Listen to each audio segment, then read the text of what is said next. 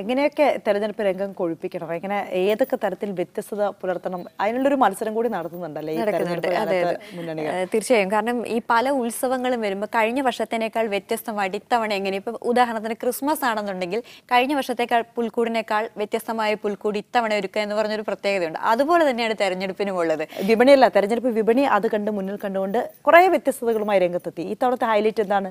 ഇത്തവണ light LED ലൈറ്റുകൾ കൊണ്ടുള്ള അലങ്കാരം ചിഹ്നങ്ങൾ അലങ്കാരമാക്കിയിരിക്കുകയാണ്.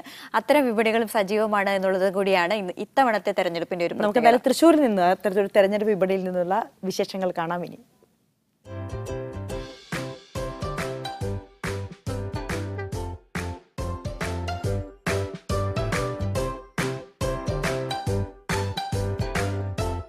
പാർലമെന്റ് കഴിഞ്ഞാൽ എല്ലാ നേതാക്കളെയും ഒരുമിച്ച് കാണണമെങ്കിൽ ഈ കടകളിലെത്തിയാൽ മതി.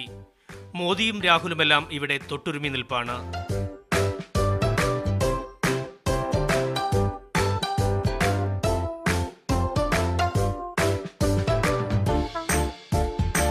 പഴയ പോലെ എഴുതാൻ നാട്ടിൽ ചുമരുകളില്ല. പോരാത്തതിന് കട്ടച്ചൂടും. റെഡിമെയ്ഡ് സാമഗ്രികളിൽ തൃപ്തരാണ് പ്രവർത്തകർ.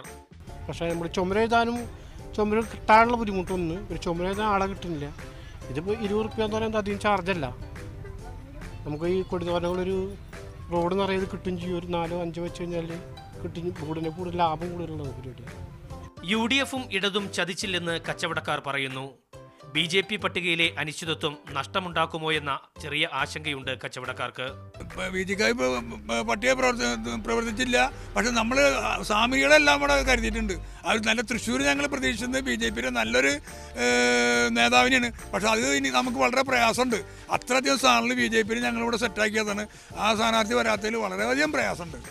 കേരളത്തിലെ എല്ലാ ജില്ലകളിൽ നിന്നും ആവശ്യക്കാർ വ്യത്യസ്തമായ പ്രചരണ സാമഗ്രികൾ തേടി എത്തുന്നുണ്ടെന്ന് കച്ചവടക്കാർ പറയുന്നു.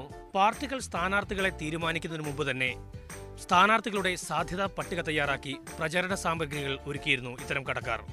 അതുകൊണ്ട് തന്നെ പാർട്ടികൾ സ്ഥാനാർത്ഥികളെ പ്രഖ്യാപിച്ച ഉടൻ തന്നെ പ്രവർത്തകർക്ക് പ്രചരണ സാമഗ്രികൾ വാങ്ങാനായി. തൃശ്ശൂരിൽ നിന്നും ക്യാമറ പേഴ്സൺ സാദിഖ് പാർക്കലിനൊപ്പം ജയേഷ് ഠാക്കവൻ, മീഡിയ 1.